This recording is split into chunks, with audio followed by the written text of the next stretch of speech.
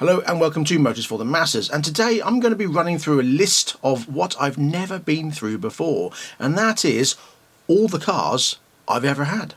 So let's roll the intro and get cracking.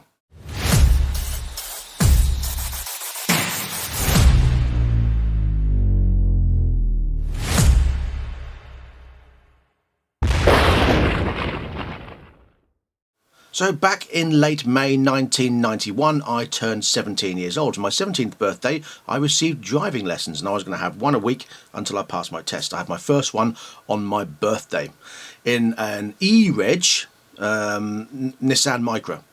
Yes, it was lovely. So yes, I did my driving lesson. At the end of that lesson, my instructor said to me, I'm going to put you in for your test, and by the time it comes through, you'll be ready. What? So yeah, I got my letter through and my test was booked for the 8th of July 1991 at 8:30 in the morning. Great. School run time. So that day came and I had my exam and I had the chief examiner, which was fun. He was a very interesting man. That's the kind of face. And then you did, obviously you had to read a number plate from 25 metres away and did that, yeah. And then you'd look at a few signs. Yeah, what are those signs? Yeah, okay, got them, fine. And off we go, driving, no problem at all. And you'd usually do 3 manoeuvres and he chooses 2 out of the 3 manoeuvres. One's, you've got your emergency braking system, obviously, where he taps on the dashboard and you brake. But then you've got turn in the road, reversing round a corner and reverse parking. I did turn in the road. No problem at all. Great, off we go. Did reverse parking, no problem at all. And then he gave me my third one, reversing round a corner. I thought, why? So anyway, I got all 3, managed to do all 3, and I didn't even get a minor. I was so chuffed, I passed my test, no problem at all. Now, I already had my first car sitting at home waiting for me because I bought it when I was 16, and I was all excited and ready to go for when I passed my test. So, let's start with number 1. And that is this. Yes, it was a 1980 Ford Capri 1.6 GL. I remember the number plate, OPV 820W. Now, I will say, on a lot of these, I don't know the number plates. Unfortunately, because I've been married more than twice, I lost a big folder of photographs. I say folder, a hold-all of photographs, and I don't know where they've gone. And in one of the hold-alls I had was lots of old cars. Some of them I didn't have very long, and I didn't really take photographs of them because they were just runabouts. But other ones I've kept. I've found a folder of some of the early cars I had, but not of the later ones I had. Or in the middle range. So I've chosen library photos that are identical to what I had in terms of colour, spec, style, etc. So yeah, and the later ones, obviously, the most modern ones, they're all on digital, so I've found most of those. So yes, some of them are going to be library pictures, and I will point out if they're library pictures. But yes, this was my actual Capri, the 1980 Ford Capri 1.6 GL. Now, bearing in mind this was 1991 and everyone was driving around in Minis and Fiestas, and there's me in my long bonnet Capri. I thought I was the coolest thing in the world. That was until a taxi decided to bury itself in the side of my car. But it didn't write it off. Oh no, we just got the hammer out, or my stepdad got the hammer out and whacked it as hard as he could until it was just like that rather than just like that. And I carried on driving it until it annoyed me so much that I got rid of it. And then came car number 2, and that was this, my 1986 Nissan Bluebird 1.8 Maxima Saloon. And the registration on that, C600CYF. Loved that car. It was immaculate. So clean inside. Drove brilliantly. For 1.8 engine, it was nice and fiery. Loved that car. Really, really cool. Love the colours, the two-tone burgundy and silver. Really worked nicely. Loved that. Now, I kept that for a few months, and this is just my personality. I get bored quite quickly and I change cars quite often. I've mellowed as I've got older, but then it was just going nuts. So yeah, number 3 came along, and that was this, a 1986 Vauxhall Cavalier Commander 2.0. I say 2.0, it's a 2 litre. That C895CAH was the registration. Now this I bought on a bit of a whim because I liked it and I couldn't find a decent price for the right insurance 2 litre SRI. So I got this one, the Commander, which was like an SRI but not quite as quick. Anyway, I bought this on a whim from an auction and it drove great, brilliant, loved it, had it for a few months, great car. Being 17, I thrashed the crap out of it. And then I took it back to the auction because every now and then the 4th cylinder would drop out and it would run on 3 cylinders. And then it got worse and worse. And then it would be, for say 100% of a journey, 80% of the time it would be on 3 cylinders. And then every now and then the 4th cylinder would kick in. So we took it to the auction and it was running like a bag and I wasn't expecting much. Bearing in mind I only paid £1,000 for the car when I bought it. So we put it in the auction and as he started it up, we heard it. Everyone was waiting inside for the car to come in. They come in, they use flaps. So the car started up and I could hear it outside. I thought, oh, it sounds awful. It really does sound bad. Just before he entered the flaps, I kid you not, the 4th cylinder kicked in and it purred beautifully and he drove it in, and we knew the auctioneer anyway, and he went, okay, let's start the bidding at £1,000, and someone went, yeah, he went, sold, and that was it, because all I said to him was, I just want to make my money back. So I sold it for £1,000. It went outside, as the guy was reversing it back in the parking space, it went back to 3 cylinders. I could not believe it. I felt sorry for the person who bought it, but there you go, the luck of the draw. I mean, it was still 1991. I was on my 3rd car within my 1st year. So, yeah. No, 1992 this would have been. 1992 I'd have been on this. Sorry. I had it for a year because the Capri I had several months. I love that car. So anyway, number 4. And that's this, the 1987 Renault 25 GTS 2 litre, registration D475CRT. That was brilliant. Loved that. I did put some 3-spoke alloys on it. But they were cool in the day. Bearing in mind this was the early 90s, they were the thing to have.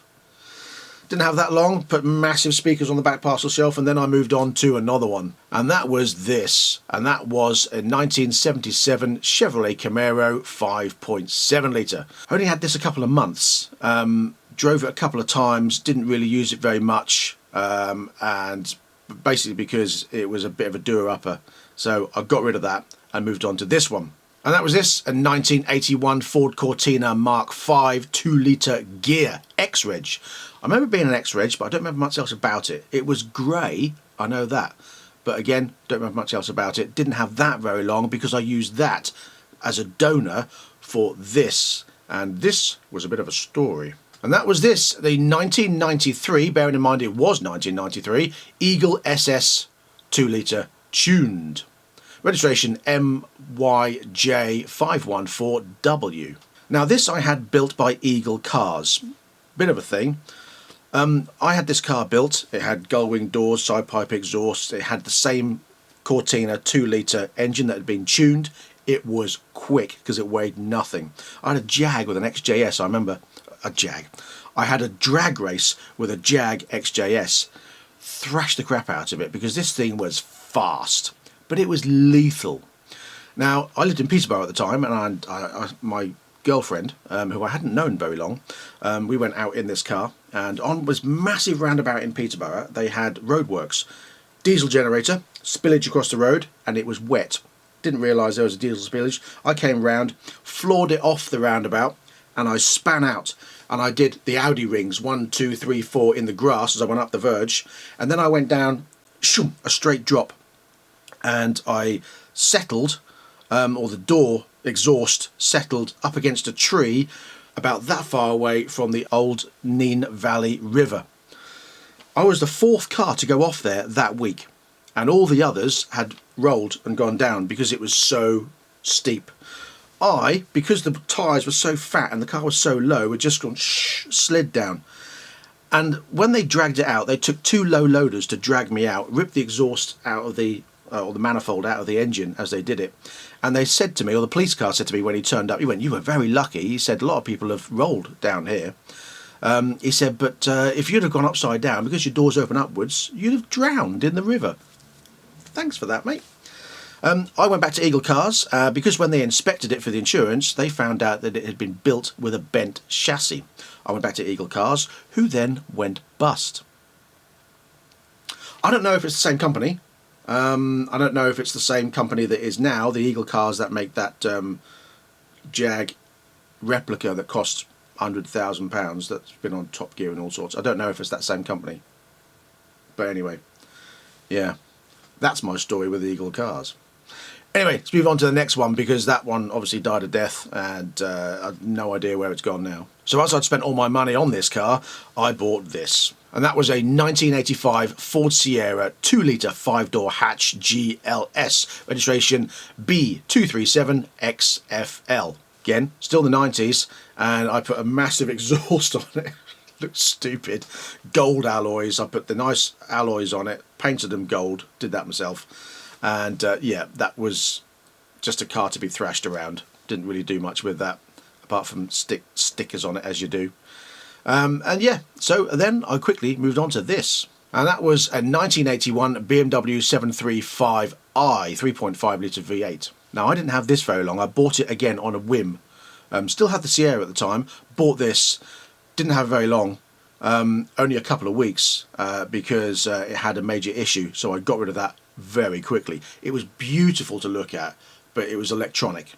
And that was a disaster. So I actually got rid of that back to the place I bought it from. Moved on very quickly and bought this. It's a 1988 Jaguar XJ6 4-litre. That was an E-reg. And again, this was the same garage I bought the BMW from. And I got engine running problems, carburetor problems. So was it carburetor or injection? I forget, it's a long time ago now. But whatever it was, I got running problems with it and it was stuttering. So I ditched that back to the company again. I was just so annoyed. And then with that, I left that company altogether and I thought, I'm not going back, because they said, oh, we can offer you something else. And I went, no, I just want my money back. Otherwise, I'm going to take this further. And it was just horrendous. So I moved on to this. And that was this 1989 Rover 820 SI, registration F61OHJ. This one, again, I was still in my younger years, and I put gold flames down the side of that, and gold alloys and gold. I had a thing about putting gold stuff on. Don't know, that was the thing. Great car, drove beautifully, usually, as everything else, thrashed it everywhere. And yeah, never had any problems with that. That was lovely. But then I got bored and moved on to this. Oh no, there was an interlude, sorry. Wait a second. I've got this. That was the 1981 Ford Escort Mark III 1.6 gear. It was brown. It was an A-reg. And I bought that for my then wife to drive and use. But she didn't. I drove it more than she did. So there was pointless having two cars. So got rid of that. And then I bought this. And that was my 1985 Ford Sierra 2-litre gear estate. Registration B52UGS Bugs. I loved that car. Brilliant. Really good. I was still into the speaker thing, so I built these speaker boxes and carpeted them and put them in the back, and it was just a really nice car to drive. Really enjoyed that. Great car. No problems with that whatsoever. Got bored. However, I was having a little bit of difficulty, and then I got this car for a very short period of time. Not very long at all, but it was this. 1986 VW Passat B2 2-litre GL. C-Reg, wasn't really a fan, so I got rid of it very quickly and bought this. 1985 Ford Granada 2-litre GL on a B-Reg. That was grey. Lovely car, drove nice, but it wasn't very powerful and I wanted something a bit more.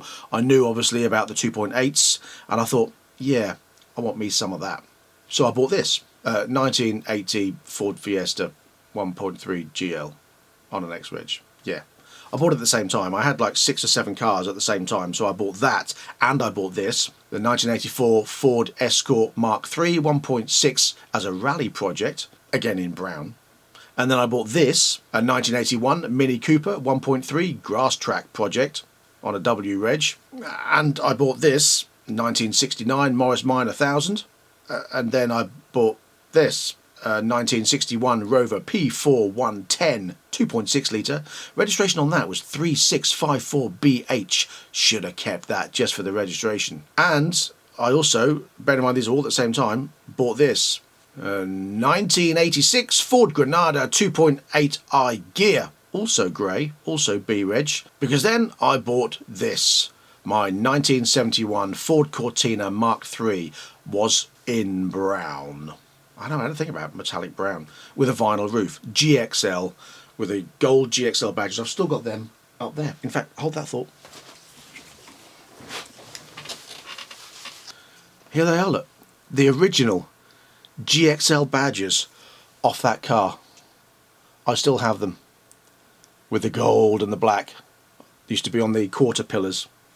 I shall keep them till the end of time. Still got the little things on the back as well. Look. We took them out because when I took the vinyl roof off, didn't bother putting them back on because the car was then painted in Brunswick green, and I had my CB handle, because that was the thing in the days, written down the side, and put Mark II, was it Mark II or Series 2 or Series 1? I can't remember which now. RS Turbo alloys on it, Escort RS Turbo alloys.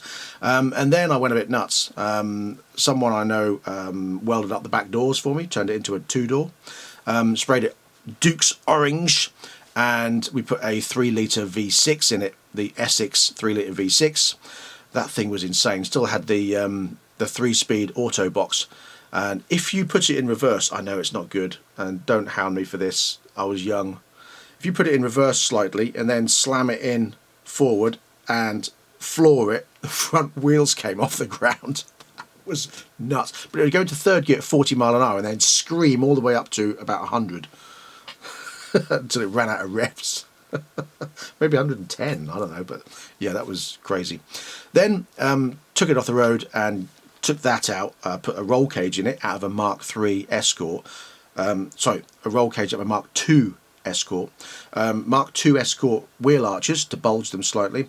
Got rid of the V6 and put the Rover 3.5 litre V8 in it, and that one was the one that used to have the twin turbos on it, so it was the high power Rover V8. They did about 7 different variations, but it was the high power Rover V8.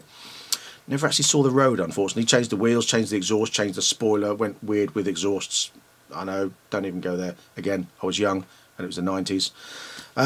Yeah, and then that car I kept for about 14 years. And later on, after I moved out of the country, I was out of the country for 7 years, and I had it in storage. And I thought, I'm never going to use the car again. So I asked my brother to strip it down, scrap the chassis, and just sell all the parts off.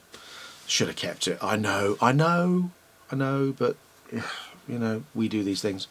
So anyway, whilst I had that for all those times, I also bought this. And that was this, a 1985 Ford Granada 2.8i Gear X Executive, registration B737WEX. I remember that one because I loved it.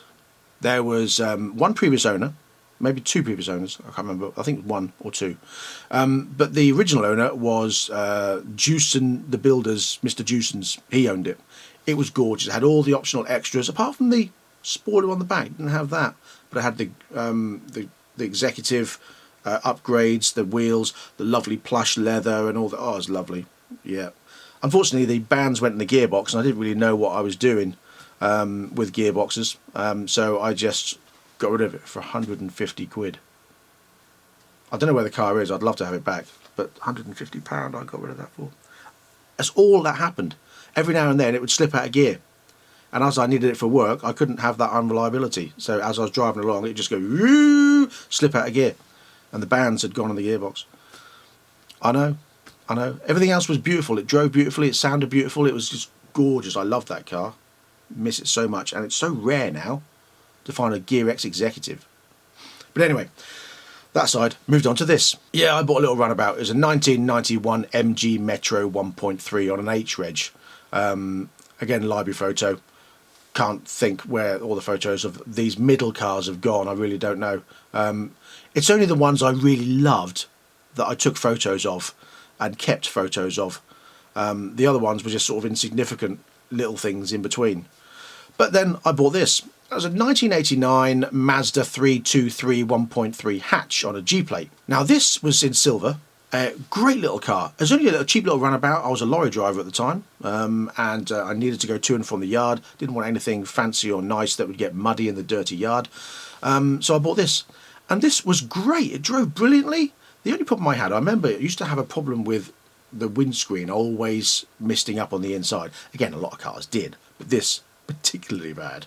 But other than that, beautiful mechanics, really drove well. And then I got this. Another 1971 Ford Cortina Mark III 2-litre GT. Nothing wrong with it, other than it didn't have an engine in it. It was just a body shell, but all the panels were immaculate. And I stripped it of everything and put it on the other Cortina.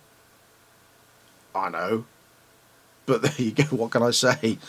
They were readily available then. You could still buy brand new parts for the Mark III Cortina off the shelf in the 90s. But anyway, I then got this, and this was a 1965 Triumph Herald 1.2 in burgundy. I can't find the photo of that. It was when I lived in a house in the middle of the woods, and I had like 7 or 8 cars all under these massive tank nets. And I then had this. So 1996 Citroen AX. Yeah, again, didn't have that very long. That was just a little runabout. Potter about car. Didn't keep very long.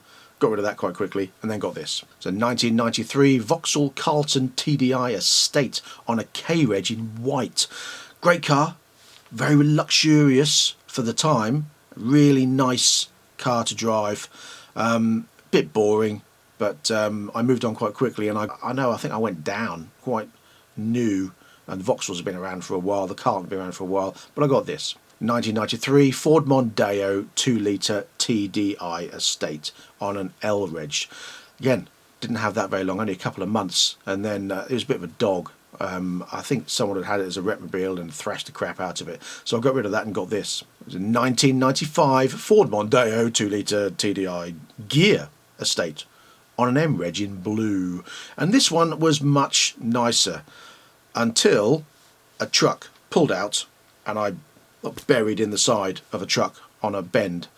This was out in the middle of there was a friend of mine in his people carrier following me behind. He was coming to my house to fix my computer for me, and it's starting to snow, and we're on a dual carriageway, just coming off a dual carriageway onto a single track and doing about 45 mile an hour, and it started to snow, and it was driving snow, and he was behind me, and as we came off this, obviously it's in a country road, came round a bend, and there was a silage truck that was in the field, and it came out of the field this way to then turn and go that way. I came around the corner and went straight in the side of it. Never saw a thing. My friend behind me said, I just thought you had a blowout. He said, I just saw the back of the car go up. He said, I never saw the truck at all. The truck driver then dragged me for 100 yards down the road, and tried to actually say to the police when they turned up. He admitted to me, he said, I'm really sorry, I didn't see you, I just came out. He had no running lights on the side of his truck. The tractor was facing that way, tractor unit was facing that way, and the back with the rear lights was still in the field. So the rest of it was just across the road, and I never saw it. So yeah, that one buried in the side, and yeah, he dragged me for 100 yards down the road, and he tried to tell the police, bearing in mind that the digs were in my side of the road. The digs is the engine frame, or the chassis, dug into the floor as it hit the side of the truck. He then tried to tell the police that I tried to overtake him, panicked, and pulled into the side of him. He didn't get away with it. So my boss at the time actually bought me this 2001 Tata Safari 2-litre TDI. What a bag of crap that was. Yeah, he didn't really like me very much. No, he did. I was a general manager of a computer games chain, and yeah, he wanted something that I could have that was high, that so in case that happened again, it wouldn't happen, and something he said that I could use for work to carry a load of stock in. So that worked for me. Brilliant, no problem at all. That was powered by a 2-litre Peugeot turbo diesel engine. So little power, it was awful. Had that for a while, but then got rid of that and got this, and I think I made a mistake because I bought this, and that was a 1996 Land Rover Discovery 2.5 TD on an N-Reg in sort of a grey colour, and I think it'd been used as a farm vehicle. I bought it because it was cheap, and now I know I was cheap because it was crap, so I got rid of that. Didn't have that very long at all, and got this. Yes, I bought a Volvo. A 1994 Volvo 850 SE. Registration L925ULY. And yeah, I put a big exhaust on that, big spoiler and all sorts. And yeah, okay, we won't go down that route. I also bought this at the same time, and that was a 1978 Pontiac Firebird. Now, this was usually a Pontiac that had the 6.6 litre engine, but someone had taken that out, used that in something else, and put a 5.8 litre Buick engine in it. It drove great. It started fine. It ran great. I used to drag it up and down my back alleyway, and that was brilliant. However, never actually got it on the road and got rid of it because I just thought it's just going to sit there and rot if I don't. So, yeah, got rid of that. And then I got rid of the Volvo and bought this. Yeah, another Volvo. A 1995 Volvo 850 2.3 turbo, the T5. Didn't have that very long because the new Volvo had been out a while, and I always wanted the updated version because the square angle lines I didn't want anymore. I wanted the more softer version. Now, obviously, I'd love the squarer versions, but then it was more modern. So I got rid of that and bought this. A 1999 Volvo S70 2.4i on an S-Reg. Can't for the life of me remember the number plate. Or even find a picture of it anywhere. So again, it's a library picture, but it was lovely. It was luxurious. It was more modern than the 850. Great car in black. Loved that. Absolutely loved that. Great in the snow as well. Really, really loved that car. Loved that. But I got rid of it again because I got bored and I bought this. It's a 1997 Rover 100 1.4 on a P-Reg. Yeah, again, mistake. Needed a runabout. Got bored with the Volvo. I don't know why. I used to get bored with cars. I don't know why. But yeah, got rid of it very quickly. And I bought this.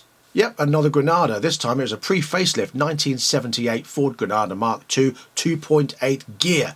Registration NUD880T. Nuddy. That car was awesome. Absolutely loved driving that. It sounded immense. The V6, big raspy exhaust on it. Wow! I picked up from Birmingham on the back of my next car that I'm going to talk about on a trailer. But yeah, should never have got rid of that. Again, another car I should have kept. But yeah, I then bought this at the same time. Again, I've always had quite a few cars at the same time. And that was this, a 1992 Mitsubishi Pajero 2.5 TDI, registration J687GAH. Now, this was a big thing at the time. There was a lot of people importing these vehicles and then selling them off to the British public, Japanese import vehicles. They're like Shoguns, but much more luxurious. Leather interior, much nicer interiors, lots of more gadgets than you get in a Shogun, and a lot cheaper than a Shogun. And they were immense. I bought this. A lot of them were coming through with the two-tone colours, like a champagne-y, greeny, goldy colour or a silver, and then with a dado rail bit down the side of a different colour. Mine was like the champagne gold and green. And I said, no, I want it a different colour. I don't want what everyone else has got. I want it a different colour. So I chose a colour, and it was Maserati Pearl Black. Basically, it was black, midnight black, with gold fleck in it, gold pearl in it. It was gorgeous. Put some massive wheels on it, as you do. And yeah, that was my car. Big bull bar on the front, because they weren't illegal then. And it was awesome. Towed great. Bit diesely. It would, when you go up a hill, sometimes you get a bit of smoke come out the back. But I loved that. Again, another car I shouldn't have got rid of. But it just had its time. So I got rid of that and got this. A 1999 Peugeot 406 2-litre HDI on a W reg. Oh, I hated that. I had so many problems with that car that it went back to the dealership. I said I want my money back. I hated it so much.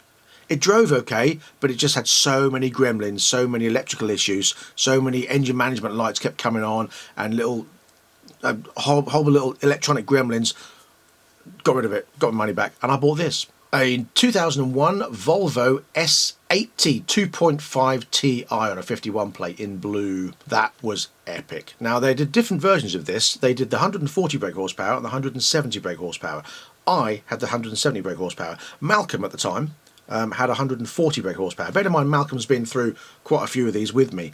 When I had my Mark II Granada, the nuddy one, he had his Mark II Granada and a couple of others at the time, and we had a little drag race, and my 2.8 gear Carb thrashed his 2.8 injection.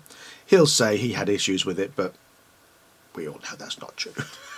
I have video evidence to prove it, but obviously racing is illegal and frowned upon. And it was on a private track anyway. Anyway, let's move on. So yeah, I had that brilliant car.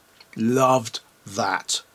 Really quick. I put an induction kit on that, and Malcolm put an induction kit on his because he bought one, but he bought the 140 brake horsepower model.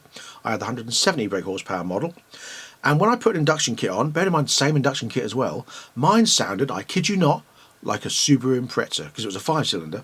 It sounded immense. Malcolm's never replicated that sound. Mine sounded awesome. I loved that. When I moved to Jersey in the Channel Islands, I took it with me and had it registered there on a J plate, or a registered Jersey plate. Got rid of it when I left Jersey, but yeah, that was great. And at the same time, I had this. I actually bought this for my then wife. 2004 Mini Cooper S 1.6.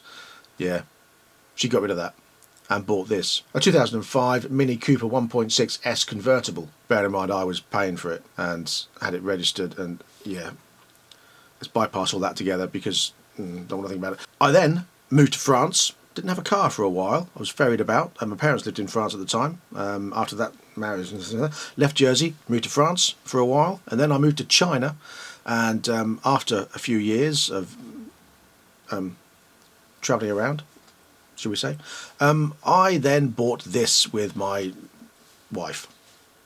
Next, my third, last wife, current. A 2013 Suzuki Swift 1.6 VVT. It was only a year old. It was great. Again in brown, metallic brown. I love metallic brown. Great car. Really cool. It was a great little fun thing to razz around.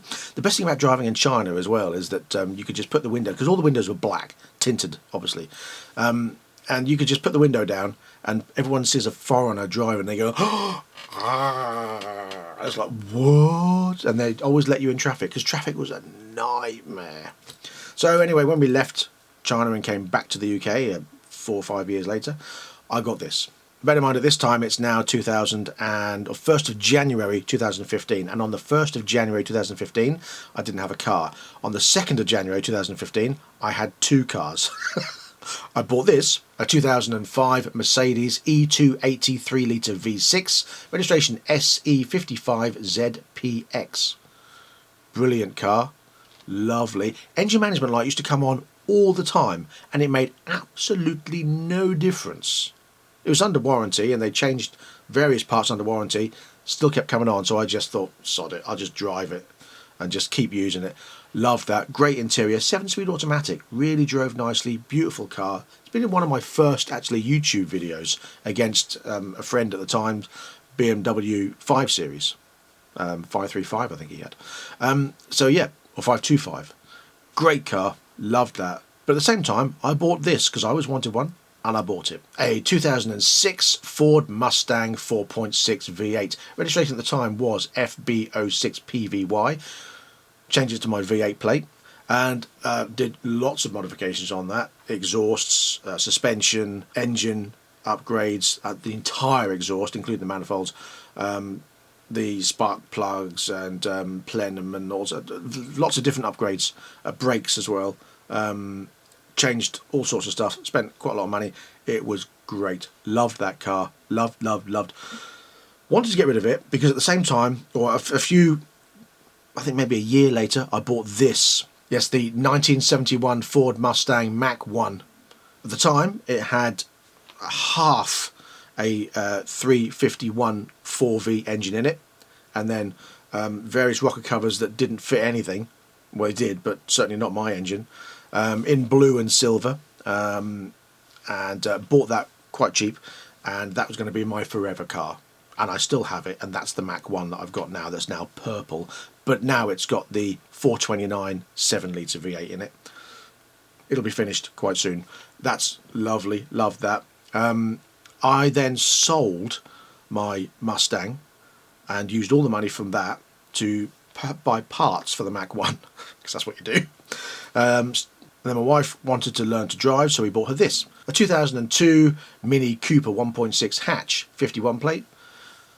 She learnt to drive in it, and I took her out a few times in it, but then she sort of went off driving for a while, and we got rid of the car, and traded in the Mercedes, and I bought this. A brand new 2017 Mini Cooper John Cooper Works Edition 1.5 bi-turbo. Now these latest ones, I'm not going to reel out all the registrations because I've still got most of them, so no, we won't bother with that. But especially the Mac one, because great number plate on that. You don't need to know. You'll probably find out later in a video when it goes on the car.